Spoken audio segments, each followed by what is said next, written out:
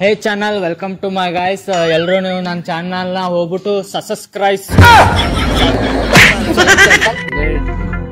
ಎಲ್ಲರೂ ಇವನ್ ಚಾನಲ್ ಹೋಗ್ಬಿಟ್ಟು ಸಬ್ಸ್ಕ್ರೈಬ್.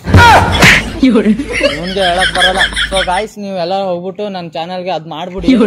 ಎಲ್ಲಿಂದ ಬಂದ್ಬಿಡ್ತಾವೆ ಅನ್ಎಜುಕೇಟೆಡ್ ಫ್ರೂಟ್ ಕಂಟೆಂಟ್.